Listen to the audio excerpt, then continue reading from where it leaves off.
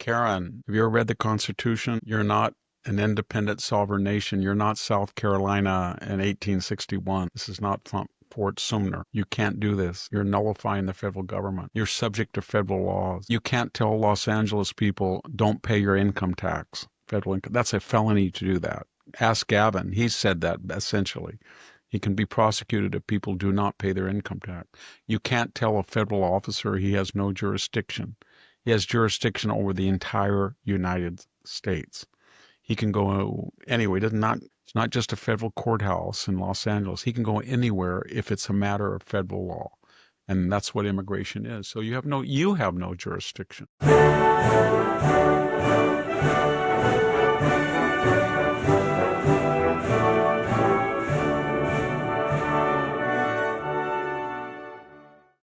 Hello and welcome to the Victor Davis Hanson Show. This is our Saturday edition where we do something a little different in the middle section, and that is to talk about history. This week, Victor will be looking at the early part of the Cold War. So stay with us for that. But we'll start with some news stories, and those news stories will be about all things Trump. So stay with us, and we'll be right back from these messages. Welcome back to the Victor Davis Hanson Show. Victor is the Martin and Neely Anderson Senior Fellow in Military History and Classics at the Hoover Institution and the Wayne and Marcia Buskey Distinguished Fellow in History at Hillsdale College. You can find him at his website, victorhanson.com. Come join us there. The name of the website is The Blade of Perseus, and you'll find all sorts of things that Victor does, produces podcasts, video, audio versions of them, and he does special articles for Ultra subscribers. So we hope everybody chooses to subscribe, and we have an Ultra video at the end of each week. So $6.50 a month or $65 a year. So Victor, let's talk about things Trump, a lot of various things. So we'll just go down the list. The first thing is the polls, new polls out that Trump is doing well in the swing states and New Mexico and Michigan. I was surprised about New Mexico, but even Michigan, the approval is higher than the disapproval score for Trump. I'm a skeptic. When you have polls showing that he's doing well, they're accurate. But I go back to the 2020, 2024 elections, and to a lesser extent, 2016. There were only 3 polls in the last 2 elections that were accurate, and that was Rasmussen. That usually has Donald Trump ahead by a couple of points. Insider Advantage and Trafalgar. When I look at those, and they have all had him consistently in the plus side, which is amazing given he's higher than Barack Obama. And Joe Biden, this is just about, we're right coming up to August when he collapsed after the Afghan pullout, remember. But it's pretty amazing given the controversial things he's done, this counter-revolution against not the symptoms, but the source of left-wing power. Yeah. Well, the second thing then is that, and this is a really strange thing, Megyn Kelly on her show has been talking about Pam Bondi's days are numbered. And she says this because of the distribution of Epstein file things. She said she was having a dump, Pam Bondi did. And then when everybody looked at the stuff that came out, it was nothing that wasn't known anyway. So she said she basically got that wrong in the sense that there was nothing new. And then also that Trump has not praised her when he should have. For example, he praised Kash Patel and J.D. Vance, but he left her out in the things that are being done by the Justice Department. Well, I like Megyn Kelly. I go on her show a lot. She's a wonderful person. She's very bright, and she has much better inside sources than I do. However, I think the way to approach the question is, how did someone who was an ex-teacher, not that I'm a teacher, so I'm not making fun of them, how do you end up worth $500,000 without any clear, demonstrable stock market savvy or investment hedge fund? Nothing. And it's the more you read about Jeffrey Epstein and the more you see what he was doing in his Caribbean sanctuary and his New York penthouse, he was basically using people to get access to financiers, CEOs, very powerful people. Then he would invite him on his plane, go down the Caribbean, have him come in, and he was surrounded by this harem of young women, many of them underage. And then we know, and there's no reason why that would be true. Most people have security. I put security cameras in my farm, but I would never put them inside. You know, every interior space was kind of like Diddy did the same thing. And so he was trying to lure people in and then capture them on tape interacting with his women. And then he would go to them. This, I think that pretty much, I'm just quoting journalistic reports. And he would say, I will offer to be your money manager. I will offer to be in your investment, meaning, would you like these things to surface? So most of the money that was paid on an annual basis went to him. And from what we can tell, if the going rate, say on T-bills or something, was 4%, he would get you 4%. He didn't do anything. He just didn't lose the money. So in their way of thinking, well, he's not that great, but I'm not going to lose money, and he's going to take a fee. And he was blackmailing people. So when Pam Bondi announced that she had this information on her desk, I think they came in thinking this is an open and shut case.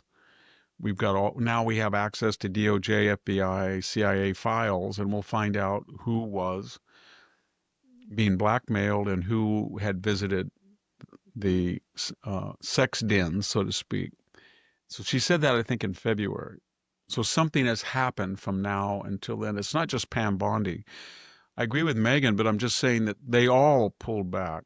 And I think the only rational explanation is somebody came to them and said, oh my God, you don't want to go through all those pictures. She said that they're pornographic and she didn't want them released. I think that's true, but She said child child porn. porn. But I Yeah. think there are some very, very, very, very important people who, I'm not saying they were caught in flagrante delicto in the act of sex or being serviced sexually, but they were there. And if they released all those names or videos, they would have very prominent people who would say, this is terrible. I just went over to check on my investments. And I got Bill Clinton went on the Lolita Express. I just went on I think even Alan Dershowitz said he went on the plane. I just went on there to see what's going on. He was my client, or I was checking my investment, and therefore I'll be defamed. I'll be ruined. And I think that's why they pulled out. That's a charitable explanation. The uncharitable is there were very powerful people, left and right, Democratic, Republican, who said, don't do that. And then maybe they were big donors or something. So I'm not saying they were bought off at all. I'm just thinking that I think they went in there without any idea how many people were on those cameras or on those lists. And they didn't see the upside in releasing them because they had no proof that all the people on the list or on the camera had done anything wrong. But they weren't going to, I think what Megan is saying, if they haven't done anything wrong, let the stuff come out and then they can explain it. But I don't think that happened. Yeah, I agree with you. I thought that's the impression I've been getting from, sort of subtext to all the things that have been written about it, is that there must have been somebody or something beyond just left-wing individuals, which is what they were hoping for. And so they pulled I back don't on think you that. want to have a war with people like the Clintons and stuff like that because they're going to be on there. Bill is. Yeah. Okay, and then also we have at the TSA has ended the need to take off your shoes as you go flying. So we're happy for that. But I thought that was interesting. Weren't they always worried about the guy who had tried to The lighten shoe his bomber. shoes on? Yeah, the shoe bomber. Yeah. And that didn't work. It's hard to, I mean, you do go through screening, right? So you go through some type of, I don't know what the word X-ray anyway, but I never quite understood why they persisted so long. And the other part of it is, if you go show your passport, I did, and you get the fast track, hundreds of people. That used to be very a quick way to go through security, but there's so many people now. The only advantage is you don't have to take your computer out and you don't have to take your shoes off. So my point is there's everybody's going through without shoes. And so I think they just finally said, we're getting backlogs of record travel season. It's height of summer. Why are we doing this? It's slowing down everything. Because that's the one thing that takes the longest. Take off your shoes, tie your shoes, etc. So, turning to things perhaps much more serious, Russia is, of course, in the throes of a war with the Ukraine, and they just recently unleashed their biggest drone attack 700. on Kiev. Yes. And NATO, in fact, scrambled jets. I don't know that they did anything with those jets, but nonetheless, they made a show of potentially supporting the Ukraine. And I was wondering your thoughts on that. Well, the NATO leader was interviewed by New York intelligence, or it's a New York Times affiliate, and he said that he was buoyed by the 23 or to 24 nations that have met the 2%, and the more that Poland, I think, is the highest at 3.4 or something, and they're all going to go to 5. But he was asked specifically, what if Putin went into a country like the Baltic states? He said they wouldn't do that because we know what they would do. And NATO, I mean, they are disarmed in one sense, Europe, but when you look at their air power and you look at the arms industry in Europe, French aerospace, Swedish aerospace, British aerospace, to the degree they don't even that they don't have F-35s, their Gripens and other jets are really good.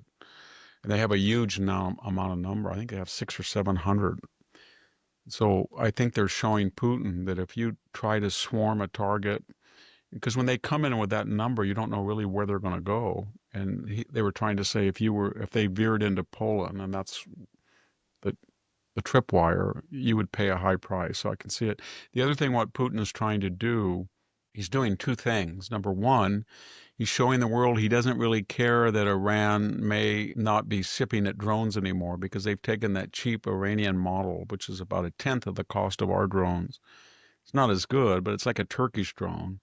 It's cheap, it works, and they have their own, they've copied it and they've improved upon it. So they're making their own drones now. And he's trying to show everybody, at any given day, I can send 700 out of them. And they can do a lot of damage, which they did.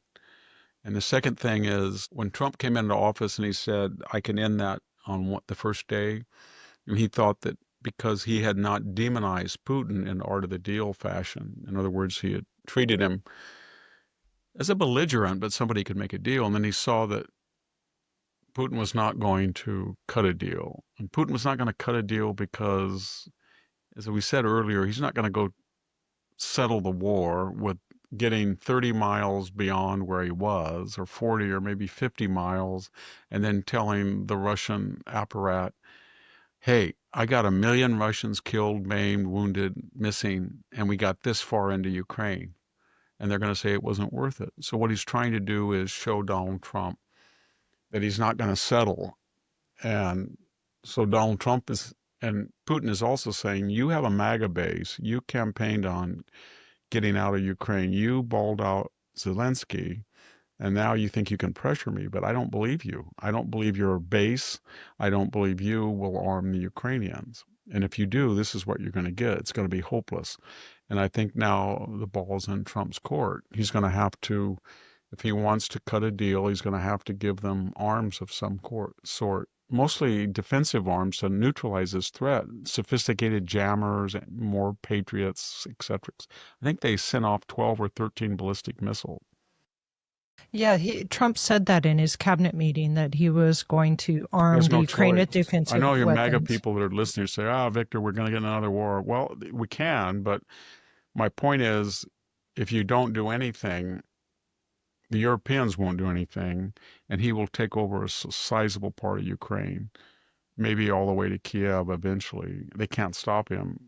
And then you're going to have a Biden Afghanistan who lost Afghanistan, and they're going to blame Trump. The left is. And a lot of people are going to be angry. They say they don't want to give aid, but they don't want Putin to take over Ukraine. So it's a lose-lose situation for Trump, but he can give them enough wherewithal to knock down drones. And I think he'll do that. All right. And last thing, Trump, I think this is all I have, is Karen Bass is going to sue Trump over the ICE agents. And I guess she would take this case in California courts, so she might get somewhere with She's that. going to play George Wallace to the bitter end. Karen, have you ever read the Constitution? You're not an independent sovereign nation. You're not South Carolina in 1861. This is not Fort Sumner. You can't do this. You're nullifying the federal government. You're subject to federal laws. You can't tell Los Angeles people, don't pay your income tax, federal income. That's a felony to do that. Ask Gavin. He said that essentially. He can be prosecuted if people do not pay their income tax. You can't tell a federal officer he has no jurisdiction. He has jurisdiction over the entire United States. He can go anyway. It's not just a federal courthouse in Los Angeles. He can go anywhere if it's a matter of federal law.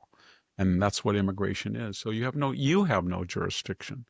And I don't know why she thinks this is a win-win situation. The polls have showed before Trump came in that 65% to 70% wanted deportations. And now, even in the height of the frenzy and negative publicity, it's still 55%.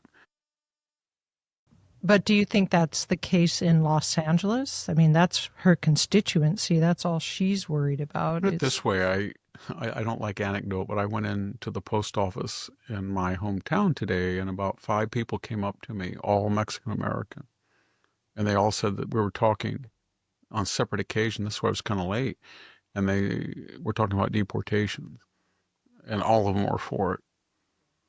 And, it would be... I don't think the left quite understand. I understand there's 1 million undocumented illegals in LA, and I know they have family and everything, and they don't like all that. But just because someone is of the same ethnic background doesn't mean they're going to sympathize with people who come. If a bunch of Swedes came, and I don't know much about Sweden, a lot of Mexican American people have never been to Mexico. They don't speak Spanish. So a bunch of Swedes came here illegally, and there was millions of them. And somebody said, Victor, they're deporting them. I would say, yeah, they came here illegally. So just because they look like me or they have the same type of name or color, I wouldn't be any. I like Sweden. I'm not speaking against them, but my point is, the left is so fixated on ethnic solidarity, they don't look at individual self-interest. And you talk to a person in the Mexican-American community, and they'll say, I don't like the ER crowded by people who are speaking sometimes indigenous dialects that I don't understand, much less Spanish that I don't understand. I don't like people coming into the public schools and forcing us to have English as a second language. I do not like people whose parents are in gangs and come up to my children and say, you don't speak Spanish, I'm going to get you, gringo. So they don't understand that at all. Yeah. Well, Victor, let's go ahead and take a break and then come back and talk a little bit about the Cold War today. Stay with us. We'll be right back. This is unconstitutional. Have you heard some biased journalist, maybe on a podcast or a YouTube show, say this? Probably. Do you just take their word for it? Which begs another question. Have you ever taken the time to read and understand for yourself the meaning of the United States Constitution? Most haven't. That's why I'm excited that Hillsdale College is offering a brand new free online course called The Federalist. This terrific course explains how the United States Constitution established a government strong enough to secure the rights of citizens and safe enough to wield that power. And today it's our responsibility to pay attention, to be vigilant, as our founders might say, in order to preserve and protect Republican self-government. Hillsdale's online course, The Federalist, includes 10 lectures, each about 30 minutes long. You can take the course at your own pace. There's no cost to sign up. They're remarkably well produced and engaging, and a must for anyone like me who's never really delved into the Federalist Papers. Enroll here at no cost. Go right now to hillsdale.edu/VDH to enroll. Again, there's no cost, and it's easy to get started. That's hillsdale.edu/VDH to enroll for free. hillsdale.edu/VDH. Welcome back to the Victor Davis Hanson Show. If you want to find Victor on social media, you can find him at X. His handle is at VD Hanson, and on Facebook at Hanson's Morning Cup. So if those are your chosen social media outlets, please join us there. So Victor, looking forward to the Cold War, the early part of the Cold War, and the matrix of the Well, the Cold Cold War. War, we talked about the Berlin airlift started the Cold War last time in 46, but the problem was there at the Potsdam conference of July, late middle July, all the way into August in Germany. And Churchill had been voted out of office. Clement Attlee was there. And Roosevelt was dead. It was Harry Truman. And so there was a new cast of allies. And Stalin was there. And there was the war had been over for a month. And there were two things on the agenda. One, what do we do about Germany and the four areas of occupation, France, America, and Britain, and Stalin. And France was already troublesome. They were always saying, we'll join you, but we're going to go our own way. We're not going to listen to you. We're going to do our own thing in our own zone, which is kind of ironic when they were overrun 6 weeks and they were saved by us. But de Gaulle being de Gaulle. Anyway, the next question was Poland. And it was very clear at Potsdam that Joseph Stalin was going to do two things. He wasn't necessarily going to keep his word that at Yalta that there would be free and fair elections in the Eastern European countries. And I mean by that the Baltic states, Finland, Poland, Hungary, Czechoslovakia, Romania, Albania, and Bulgaria, as well as Greece and Turkey. At Yalta and at Potsdam, there was a deal made that the Churchill and the British and the Americans would be able to influence Turkey and Greece, and they could have any type of government that the West wanted, and Stalin would keep out. But in exchange for that, they didn't think they had the wherewithal to stop him in Eastern Europe. It's not that they signed it away, but they couldn't do anything. And they did get Finland and Austria as demilitarized states, so there would not be Warsaw Pact or NATO troops. NATO wasn't in existence yet, but they wouldn't be part of a growing fear of a Cold War. The biggest issue was that started the Cold War, as we saw with the Berlin airlift. It was weird that the capital of occupied Nazi Germany was in the Soviet zone, but it was occupied by four powers. So you couldn't really, that's what caused the Berlin airlift. You couldn't supply it if you were what. The other problem was in September 1939, Stalin had invaded Poland in league with Hitler under the Molotov-Ribbentrop Pact. And naively, the Western powers thought because the Soviet Union had sacrificed 20 million people, probably 27 million with civilians, to stop Nazi Germany, that they were a solid ally. So when they went to him, they said, let's go back to what the world before Nazi Germany. So Joe, you invaded with Hitler. He didn't want to be reminded of that. And you swallowed half of Poland. Would you please give back half of Poland? And what the Poland we're talking about is not the Poland today, it's Ukraine. It's from Kiev, basically a little bit west, all the way to the border. And he said no. Whether he actually said the famous thing, and when he was told, well, maybe the Pope, it's the population of what is now Western Ukraine was Polish since the medieval period, 1,000 years, and Polish speaking, and not Orthodox Catholic.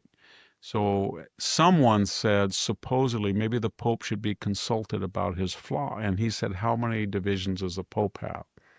Whether he said that at Potsdam or Yalta or at all, it's disputed. But his point was, he's not going to give this up. So then the Allies decided that the large part of Germany where the war started, the Danzig corridor, Pomerania, East Prussia, was not going back to Germany. So they looked at basically the rump state of Poland when it lost Western Ukraine, and they said, we will give you basically square mile to square mile from Germany. And I think the Poles didn't like that because they had to ethnically cleanse millions of them as refugees, but there was a sense that because one area had been Polish and the other had been Germany. Germany, even though this was the agrarian, the old Prussian part of Germany, it was still a rich area, and Poland they'd have access to the coast, and it was a good deal for Poland. It was a bad deal for Poland, but I mean, they got Germany. And then Stalin then settled Russian Orthodox and Ukrainians into that area. And that's the start of what we have the problem today. The other thing about the Cold War then, Truman was very different than Roosevelt. Roosevelt felt that if he, as he said at Yalta, he said, Winston, if you'll just indulge me and let me handle Joe, he hates you, he likes me. And there was a sense that Stalin could be worked with, that he had lost all these troops. But more importantly, there's a subtext. He had 400 divisions in Europe, and we only had about 50. Everybody went home. We had superior naval power and air power, but there was no real way, without using atomic weapons in Europe, to stop him if he had wanted to go all the way into Western Europe. So people said, you've got to indulge Joe Stalin. And that started appeasement. And then after the Berlin airlift, there was this period where we had nuclear exclusivity. But by 49, they had a bomb. And so the question was, then what were the rules of the Cold War? And the rules of the Cold War were essentially neither power would use a proxy to attack the homeland of its nuclear rival. In other words, you don't go into an area of the Soviet control and arm Turkey or arm Iran to attack Russia, and Russia doesn't come in and go into Mexico or Cuba and try to hit the United States through proxy. Khrushchev wanted to push that, so he said, you're breaking that rule. You have nuclear weapons in Turkey. You're using a proxy, which is true. And then we said, you're arming Castro, and we almost went to DEFCON 1. I think we went to DEFCON 1 means you're ready to go with nuclear weapons on planes. And during the October crisis of 1962. And so what I'm getting at is the world then became bipolar. There was the Soviet bloc and there was the Western bloc. And unfortunately for us, we had the worst propaganda or the worst narrative. We were saying that the old Axis powers, Mussolini's Italy, Tojo's Japan, and Hitler's Germany, are now our friends. And we're going to democratize them and rehabilitate them. And we've lost China in 47 to 49. So we went communist. Stalin then and the Russian Comintern bloc said, look, they're allying themselves with Nazis, fascists, and militarists, and we are liberating the Chinese from feudalism, and we're going to go into Africa and free everybody from British colonialism, and we're going to go into Korea, we're going to go into South Vietnam and Asia, along with the Chinese. And we were looking at this and we were thinking, they've got China with 900 million people, and how can we go into Korea and save Korea? How can we go into Vietnam in their back door? And we didn't know what to do when they got the bomb. The other thing that we were very worried about, we disarmed and they didn't. In the Korean War, they went to parks and tried to find Sherman tanks, that people had used for museum pieces. It was crazy. So the Americans then had to rearm very quickly, and they couldn't just rely. There was a doctrine in the United States at the beginning of the Cold War that if you had a nuclear weapon, then you didn't need conventional weapons. And then people started asking themselves, well, what if they have a nuclear weapon? Are you going to destroy the world over every single dispute? No. So if they have a nuclear weapon and you have a nuclear weapon, then you have to have a conventional weapon because nobody can use them. And if you do have a nuclear weapon and they don't, if you use them, you're going to have a lot of problems internationally. And so the other thing was the Russians began to build the mother of all bombs. I mean, they were not 1 megaton they were like 50 megaton bombs, huge, dirty bombs. They had maps where you drop one on Kansas City and it pollutes the whole United States, stuff like that. And so in this period of 46 to 52, 53, the rules of the Cold War were established. They're going to be only conventional use. There would be a nuclear deterrence both ways. Neither side would make an ABM system to nullify the other's ability to mutually destroy you, mutually assured destruction.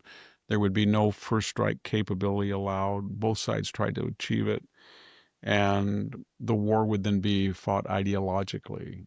And then, of course, the American left, Stalin thought he could win because he thought, well, I can overthrow democracies pretty easy, and they're fragile, and they have no history of democracy in Asia, Africa, to the same degree in Eastern Europe. So I'll just implant communist dictatorships and call them people's republics. They were not republic. And we had this problem with the left, and that is you have to be perfect or you're not good. So the Thieu government in Vietnam, Syngman Rhee in South Korea, the Shah in Iran. People say, "Oh, they're not Democrats. You're backing strongmen," and the Soviets, they're backing people's republics. So it was very hard for the United States to say that the only way we can stop communism is has these transitional autocracies or dictatorships that have a greater propensity. This was Gene Kirkpatrick said that under Reagan. They may be right wing, but they will eventually metamorphosize into pluralities and consensual governments. If they're communist, they never do. They're not allowed to. They have to be destroyed or they have to be toppled. And she was right about that. So are you referencing things like Pinochet's government and Yes, the U.S. Chile's a good tolerance of example. it? Yeah, exactly. And all sort in Bolivia, the same thing. So it was a dirty war. The CIA would be fighting the KGB by arming insurgents. It was a war from 53 after the Korean War all the way to the fall of the Berlin Wall to 89, and then the destruction of the Soviet Union in 91. It was a proxy war where we used our proxies, and it was kind of a tragedy. I mean, Vietnam, 55,000 dead, 35,000 dead in Korea. And it was a messy, messy time, always under the threat of nuclear annihilation. And the idea was containment, containment, containment. That was George Kennan's theory. If you just contain them and don't let them expand their empire, the inherent contradictions in communism will blow them apart. He was right about that. And Reagan came in and said, no. Reagan said it's very simple. We win, they lose. So he built up. And then he said, we have Star Wars, which we didn't have, but he said, we're going to make a sophisticated space-based system to knock down missiles. And the Soviet Union had no idea what he was talking about, but they believed him. And so they wanted a super peace. How did the Middle East work into this? I mean, you've mentioned Africa, Asia, et cetera, but how was the Middle East working at the time? It was the same Soviet blueprint. They went into an area, and after the end of World War II, after the Casablanca Conference and the Four Freedoms and all that stuff, kind of like Wilson's 14 points, the Allies said that they were fighting World War II to free people, freedom of religion, freedom of speech. So that you had two colonial powers, France and Algeria, Morocco. Italy had Libya, and then you had Egypt, and then that was British, and then you had Syria, Lebanon, French, British, and Iraq. And so when the French and the British said they were going to decolonize, there was no tradition of democracy or anything. So the Soviet Union brought in what they called pan-Arabism, secularism, and Baathism. That was a secular communist ideology. That was what Saddam Hussein was. And so they implanted during the Cold War Nasser in Egypt. He was a secular pan-Arabist. Their idea was the Arab world would erase artificial colonial boundaries. Libya, it'd be called the United Arab Republic, Libya and Egypt, or Egypt and Syria. That was the dream. They were going to make these huge socialist republics. The problem with the Soviet Union, what they didn't realize, that this was Islamic, and the colonial powers had been wise enough to allow Islam to be the predominant ideology, and all they did was create a veneer. But the Soviet Union came in, and under its operatives, they tried to suppress all religion, and that created the Islamicist movements. So you had the Muslim Brotherhood and all of these resistance movements that were fighting the Nasserite type governments in the 50s and 60s. And when the Soviet Union fell, the last vestigial pro-Soviet puppet who was secular was Saddam Hussein. And as soon as he did that, he started to become Islamicist. And so one of the reasons that Islam spread so quickly in the 80s and 90s, radical Islam, was the Soviet Union's effort to create a secular Arab Soviet client failed, and there was enormous reaction. Both people said, well, they're gone and they're weak, and Islam's stronger. That's interesting, the connection between Marxism in the Middle East there in the Soviet world and Marxism in our current woke left as well. So yeah, you wouldn't think there'd be any Marxism given the failure of. Yeah, and it seems it's poisoned everything, huh? You know, if you're brought up in affluence and you're spoiled, like Mamdani, he's spoiled, so he can afford at other people's expense to dream about communism. Well, Victor, I have a question on France, actually, that is probably unrelated to this. So why don't we go ahead and go to some messages, and then we'll come back and talk a little bit about France. Stay with us. We'll be right back. Welcome back to the Victor Davis Hanson Show. You can find these podcasts on YouTube and on Spotify and Rumble. So please come join us for podcasts there if you would like to see the video version. So, Victor, I had kind of unrelated to this, but still maybe perhaps a little bit historical. I was looking, given the war in the Ukraine, there was some maps of where U.S. troops were placed in Europe. And I noticed that it's significantly U.S. troops are absent in France. What do you know why with the French we don't have any troops, but lots in Germany, some in Spain and Italy, etc.? They got out under de Gaulle in the 60s. They pulled out of NATO because they felt they were not going to be part of the Soviet-American rivalry. In other words, they had colonial ties with communist countries like Morocco, Algeria, Syria, and they had interest in Africa because of their colonial, and they didn't want to be, they felt lockstep. The other thing was that de Gaulle was very bitter that when France was lost and he fled to Britain, he was treated poorly, he felt, by Churchill and the British. And there was a lot of bad will because of the bombing of the French fleet in World War II, the Vichy's, etc. So they did not want a Western world that was Anglophonic, only the British and the Americans. They felt that Canada and parts of the French-speaking world was theirs, and they were not going to follow what Washington and London said. They were going to be freelancers. They had about 200 nuclear weapons they developed, and it was very difficult for them because there were two things going on. What they said publicly, French nationalism, we really didn't run World War II. We were overrun because we were all by ourselves. The Americans didn't help us. The British fled at Dunkirk, but we were there. We were the French. That's how the narrative was. And then we were occupied and treated brutally. America wasn't occupied. They don't know what it was like. British wasn't occupied. Of course, the British were bombed. So then their attitude was, we're now a world power with nuclear weapons. But the problem was that the Soviet Union didn't really believe this. The Soviet Union believed that if they were going to have nuclear talks, you had to count France as a member of NATO, even though it was out of NATO. And those nuclear weapons would be considered Western. So de Gaulle discovered that if there was a nuclear war, the Soviet Union or China were going to target Paris, regardless of its relationship with the West. Then he discovered that for things, he was also bitter because he wanted to save Vietnam. and Cambodia. And the United States, Eisenhower would not do it. We gave them a lot of arms, but we didn't give them lift capacity. And he was very bitter in the Middle East that the French in 56 and the English in Suez had invaded to overthrow the Egyptian government and retain the Suez Canal and French interest.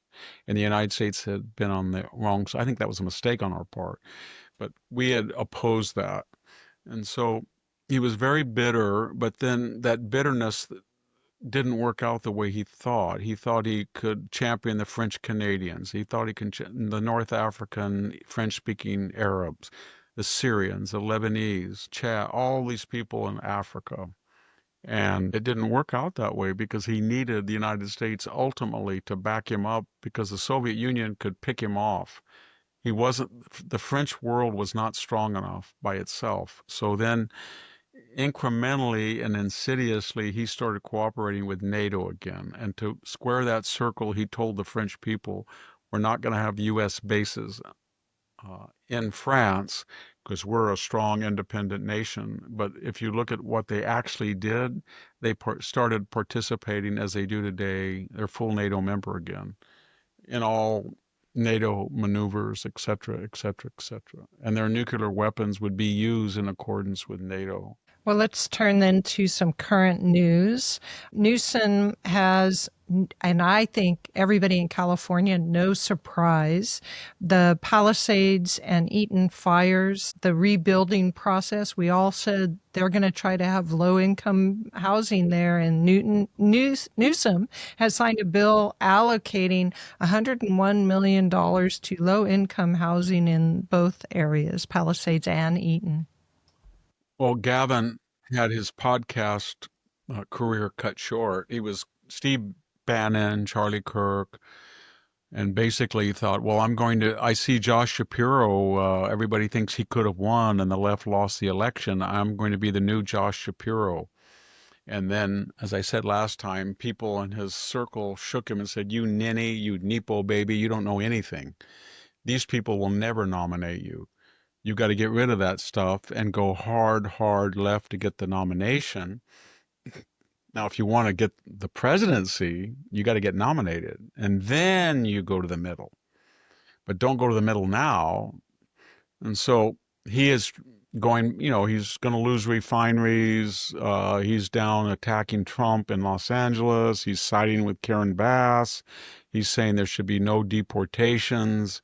The price of gas may go up to $7 or $8 a gallon if we continue with this 1.5 cent periodic raise up to 67 cents, and he gets rid of 2 more refineries are leaving. He doesn't do anything about it.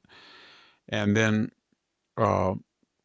he's in South Carolina. South Carolina has an early primary now. That's what gave Joe Biden the presidency. Remember, he had lost New Hampshire and Iowa to Pete Buttigieg and Bernie Sanders. And then Jim Clyburn, who runs South Carolina, said, no, we want Joe Biden. But if we get Joe Biden, we'll make you president because we will win your big primary.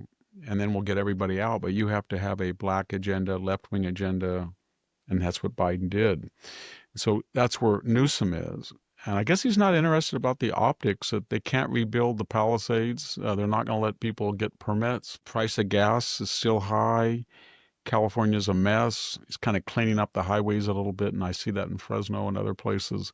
But he's trying to run for president. And the thing about him is he's slick. He looks good. He's a Nepo baby, though. He's never accomplished anything on his own. It's all been through the Getty family fortune that's backed his business opportunity. He's got a $9 million home. It's because he married a wealthy woman. He's always been a beneficiary of marital wealth or family ties from his father. And he's connected remotely to the Pelosi's. He's a child of privilege and special interest. So he's never going to get away from the idea that when he talks about equity and diversity, he's the poster boy for privilege and special interest. And then the other thing is he's all transactional. He has methodology. He looks great, but he's not very bright. So he does things that have destroyed. And as I said last podcast, when you add in his 8 years on the San Francisco City Council, his 8 years as mayor, his 8 years as lieutenant governor, his 6 years as governor, no person has been more responsible for the destruction of the Bay Area in general and California in particular. He's there. His footprints are on everything from higher taxes to high-speed rail to the Aspen fire, the Paradise fire, you name it. The blowing up of the Moss Landing battery plant, or boondoggles like the Manning Avenue 2,000-acre solar farm. Everything he does turns to dross. He's really incompetent. And he starts off really slick. He always has canned lines. So when you look in a debate he did with DeSantis, for the first 10 minutes, he was more charismatic than DeSantis. He was flashy. He had all the memorized. He was like Kamala Harris, kind of word salad. And then, DeSantis just quoted, Gavin, we have half your population and we've got less inflation. We got a better GDP, no taxes, and we have half your population, and we're getting 300,000 or 400,000 new people a year, and you're losing 300,000. So people must know something. And he just quoted statistics, and you have one of the highest poverty rates, 21% in the state. So he didn't know what to say. He just kind of, whenever he gets in a jam, he does this. Or he goes like this, and it's like a magician or something, but everybody's on to him. If you see him one time, you think, wow, he's slick. He's charismatic. Then you see him after 2 times, you think, is he going to go do that little neck shuffle, that kind of touch his head, slick his hair back, Well, let's turn then to the Education Department is charging the University of Minnesota for violations of Title VI Civil Rights Act because of a Professor Melanie Yazzie, who is a citizen of the Navajo Nation, and she has been employed she's moving now, actually. She's got a new university she's going to. But while she was there, she did a lot to incite violations of civil rights, anti-Semitism, and then also just extremism. Substitute everything she said about Israel and Jews, but Jews in particular, and just put blacks in there, and she'd be fired. If this had happened under the Biden administration, she said about destroying Israel or all this Jewish, and it had been black, she would have been all done. But she thought she was protected. That was one of the people don't realize that one of the evil things about diversity, equity, inclusion, among many, because it's racist, but it also gives exemption. So somebody then claims that she's a member. If you saw her on the street, you wouldn't know she was Native American. That's true of Elizabeth Warren, who was 0.001%. But so she claims she's indigenous. And then she thinks because she now she's a Ward Churchill-like person, she can do anything she wants, and nobody will ever say anything else. She'll say, genocide, genocide, genocide, racist. Professor, this is a new age. We've done that con now for 50 years, and we don't care anymore what anybody is. We don't care if they're white. We don't care if they're brown. We don't care if they're black. We don't care if they're Finnish. We don't care if they're Romanian. We don't care if they're Ugandan. And we don't care if they're indigenous. You're just people. So anybody who uses that is a scoundrel of their race. And that's what she's done. She's ridden that all the way. And so I would get in trouble right now, and I won't do it, if I mentioned all the professors I know who at one time had no accent marks and no Spanish articulation or modulation of their name, but now have added accent marks to their name and they trill their R's. And many of them don't even speak Spanish, so there's no reason to. They're like the Castro brothers that ran, Julian Castro, or the Gonzalez, that representative. So I think people are tired of it. We're a multiracial society, and we know that it won't work. It'll be like India's caste system or Brazilian violence. It won't work if you privilege your race. Not when there's not going to be a majority white anymore, and there isn't in California. And that's one of the reasons California is a mess, because there is no dominant group, and every single group thinks that they have to accentuate their fides, their ethnic fides. So we've got all these DEI consortia, and the country is now, it doesn't even, you could say it's 67%, 70% white, not 90 anymore, but I don't even know what white means. Everybody's family is intermarried. And what they're doing is, I don't think you want to go down there. Historically, it does not work if you're uh, a smaller group and you claim ethnic or racial chauvinism, because ultimately, if you just take a typical day, typical week, and you think, what did Jasmine Crockett say? Oh, she said they had nominated Joe Biden and they pushed him because he was an old white man. Or what did Whoopi Goldberg say? Or what did, what's her name? Saeed Perkins? The Texas woman, that she has no empathy for the dead white children because they were white and they were exclusive. People get sick of that. And when you look at that picture of Mexico and you see all of these Mexican protesters and they have trapped tourists in that delicatessen or whatever it was, and they're yelling, gringo, go home, gringo, go home, gringo, go home. And you juxtapose it with Mexican, I'm not talking about Mexican America, I'm talking about Mexican nationals. And when you juxtapose it with Mexican nationals here in the United States who were burning the American flag and waving Mexican flags, that's why Trump has support. And that's a larger issue, but if I was President Scheinbaum, I would take a deep breath and I would stop that. And I would stop intervening in American affairs like Obrador did. Oh, I think it's so beautiful that we put 40 million of our people and we're telling them not to vote Republican, all that stuff. And I would just take a deep breath and I would say, I run a corrupt country run by the cartels. They have a $20 billion profit in the United States.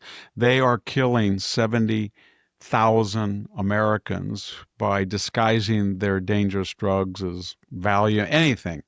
Number two, I have 63 billion untaxed dollars in remittances from my people that are in the United States who are on many cases state, local, and federal support, and they're freeing up $200 to $300, $400, $500 a month to send back to me in Mexico. And number three, I'm running up a $171 billion trade surplus, mostly by getting around American tariffs in league with the communist Chinese.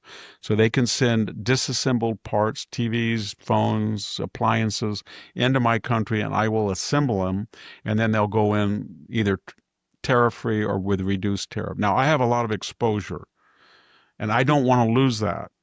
So I'm going to be nice to the United States. And I'm not going to allow my people to be on national and international TV driving out white people who are, gentrifying, because they're legal. They're legal residents. The people that I have in the United States that's a matter of contention are not Mexican Americans. They're illegal.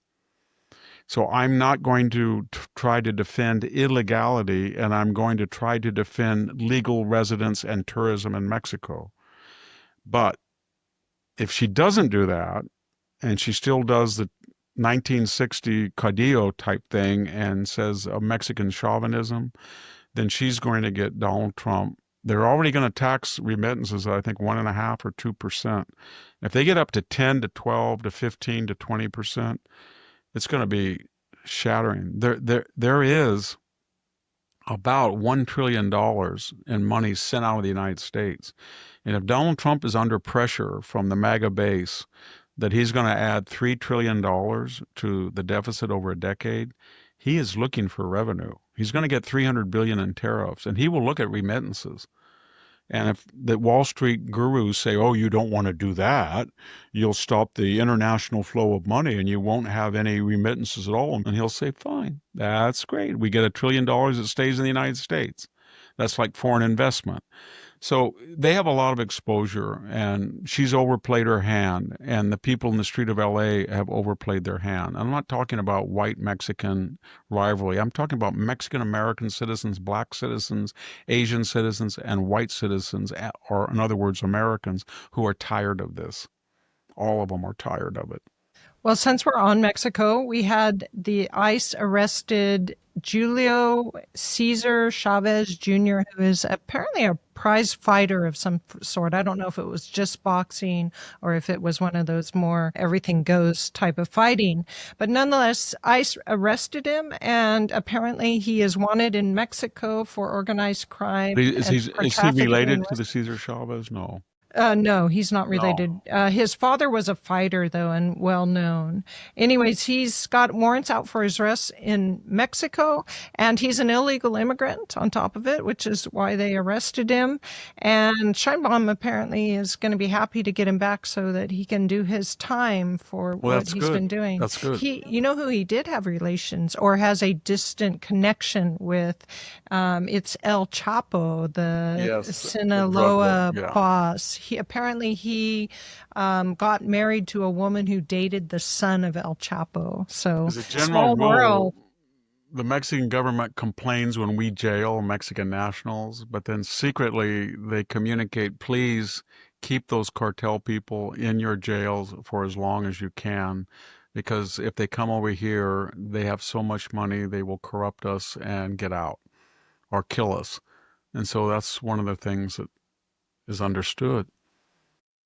All right. So the last thing are two kind of interesting things about the Democratic Party, since we were talking about incompetence of Gavin Newsom. Tim Walz apparently was called to testify to the House Oversight Committee on Immigration, and he had to bring in outside lawyers that Minnesota taxpayers paid for to the tune of $430,000 to prep him for this. And what I was thinking was, think of the contrast with Trump's cabinet that go in there routinely to testify to Congress for various things. They just go in there and Yeah, but tear they're at not it. Tim Walz. Tim Walz is a buffoon. I mean, when I first saw the guy, I thought, I'm not a picture of physicality, but this guy is 20 pounds too heavy.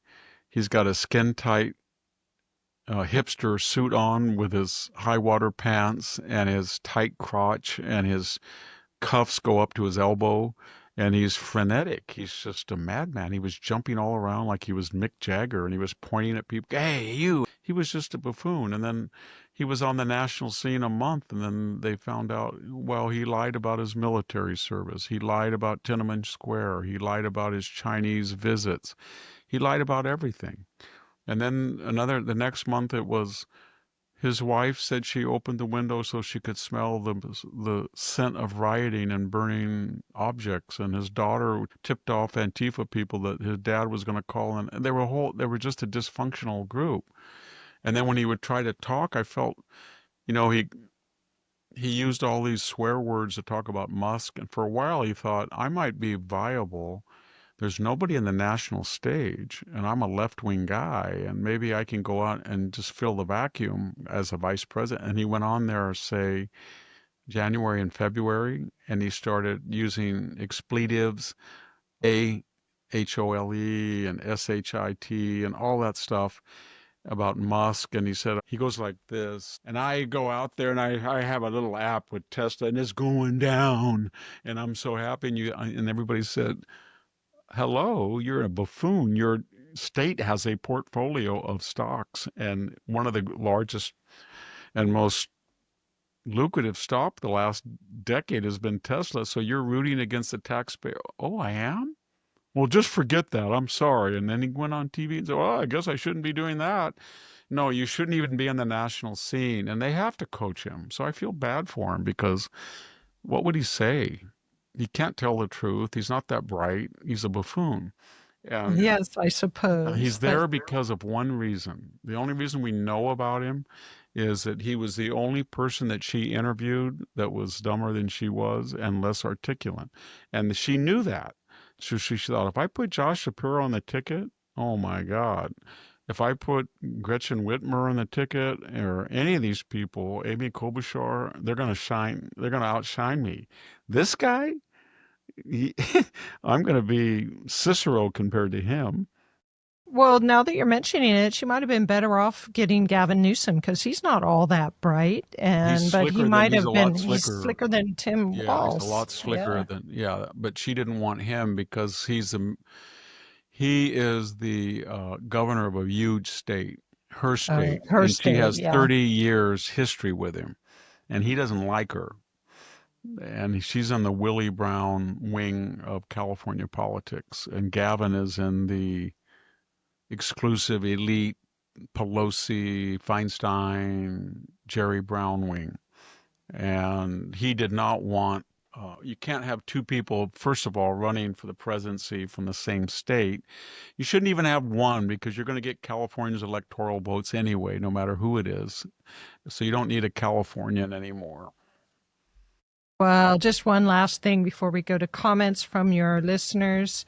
Since you brought up Kamala, the right wing press are beating on her relentlessly still. And they came up with this Muslim influencer, Kareem Ramah, who interviewed her but did not run the interview before the election because he said it was so bad. He was being Yeah, I saw a interviewed. He little said bit. it was so bad that But he now couldn't even fix he's it. releasing now. Yeah, I guess he's releasing, or he's talking about how stupid she was, and The the left got quote really mad when everybody's. they sued CBS that settled, about editing the 60 Minutes. But if you look at some of the things they edited, that would have lost her the election right there. She gave answers. You know what she did in the debate, that she kind of matched Trump, or maybe some people said she was calmer than Trump. He was Trump. He didn't even prepare. He just walked in there. And she got about 10 or 15 memorized answer. This is what you say on fracking. This is what you say on immigration. You say comprehensive immigration reform. On fracking, you say all sources of energy are required. On the Middle East, you are strong supporter of Israel, but you have concern for the people of Gaza. For crime, you say we must follow the law, but the law must be just. That stuff. And so when they started asking her questions, her answers didn't match the questions. It was like her eyes started spinning. Okay, which question is on energy? What was the memorized? Oh, I'll give the one on immigration. And she just gave the wrong answers, but it sounded pretty good because she wasn't talking extemporaneously. She was just reciting a prompt. She'll never hear the end of it. That's what I know. I don't know. That was how you can blow $1 billion. And why would you pay Al Sharpton for an endorsement, or Oprah, or she had to Beyond. pay everybody. And then she flew those little pampered staffers around in private Gulfstreams and stuff. If I was a donor, I'd say, I'm never going to give her any money. Yeah, I She think a has lot of them contempt for did. me. She'll just waste it and lose. All right, Victor. So I have a few comments from your website. One of your articles, The Decline and Fall of Our So-Called Degreed Experts. Rollin had to say, I know this is also true of higher education in South Africa, which seems to serve as a petri dish for social decline for Western societies in general. Yet this negative assessment of academic standards applies more to the humanities and social sciences and less to the hard sciences. Does it not? I He hope says as a so. question. I hope I agree with him, but I get these disturbing reports from students that Harvard has remedial math, Stanford has remedial math, and that and I talk sometimes to people from Silicon Valley, and they say that some of the coding people, and then I look at the Stanford curriculum and I see all sorts of DEI influence in the sciences and math. I look at the med school and I see DEI admissions and hiring and retention. So I see the business school dean. I don't know. I don't want to prejudice her. I don't know her, but I think she's the first dean of the business school that has a degree in sociology. And she says that she's a promoter right at the time that DEI is under assault for its racism. She's talking about being an advocate of DEI. So I like to agree with him, but I think DI has permeated the hard sciences and the professional schools. And funny you should say that because we have another comment on that same comment. column, sorry. Professor Hanson, you hit the nail on the head. Upon completion of my PhD, I spent a decade in private industry and then 27 years as an engineering professor at a Rhode Island university. Engineering schools used to be islands of common sense at most academic institutions, but leftist administrators and the incessant groveling for federal research dollars have erased that outpost of sanity. Most of my colleagues were knowledgeable in very narrow domains, but they arrogantly assumed their knowledge transcended the constricted boundaries of their subject matter. They assumed expertise combined with zero practical real-world experience resulted in so-called experts you describe. I would So say there you that go. That's spot on. why would MIT have this problem with presidents? It's the Massachusetts Institute of Technology, and MIT had some of the worst anti-Semitism and foreign student from the Middle East activity, and it's just in general, academia, to say it the 100th time, they do not want to fight with Trump. Trump knows that if you turn over the rock, whether it's segregated dorms or graduations or violating the Supreme Court edict or overcharging the Department of Energy or HHS 50% on federal grants, or it's no First Amendment rights, anti-Semitism, no Fourth, Fifth, Sixth Amendment rights, pick your own race of a dorm member. It's just a creepy place, and they don't want that to get out. And then when you look at their budget, it's endowment income taxed, it's private giving down about 10%, it's federal grants 15% maximum overcharge. So these universities are going to be hit with 100, 200, 300, 400, 500 million dollars short. And there's only one way to square that circle, and that's to raise more money. And they can't, given the publicity they have, or cut administrative staff. Are they going to cut the admission staff? Are they going to cut the groundskeepers? Are they going to cut DEI? And they'll think, you can't cut DEI, you'll have a riot. Well, DEI people don't do anything. They're commissars. Do they teach? Do they produce research? No. They just monitor people. I looked at your curriculum and I see that you're reading 3 Shakespearean plays, and one of them is Othello.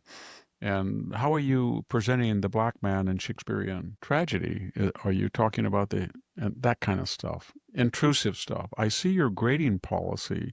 Over the last 7 years, there's been a high incidence of people of color getting lower grades. Could I look at your syllabus? Your syllabus doesn't have a commitment to DI. That's what they do. You're on a hiring committee, and I recommend that your department, you must hire this person and that woman and that guy and nobody likes that. So they do monitor through you know what the weird statistics. subtext of all of this about the university, these letters and everything? It can all be explained by one thing.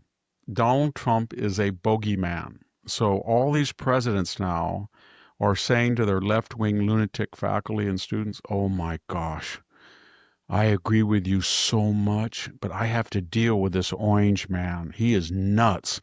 You don't know what he'll do to you. He don't know what he'll do to me. But I can cut a deal. I'll cut a deal. Now I don't want to do this. I don't want to cut DI. I don't want to bring back the SAT score. I want to let you guys chase down Jews. I don't want to curtail the communist Chinese students that are everywhere in my campus. I don't want to stop you from throwing rocks at a speaker, but I have to because it's Donald Trump made me.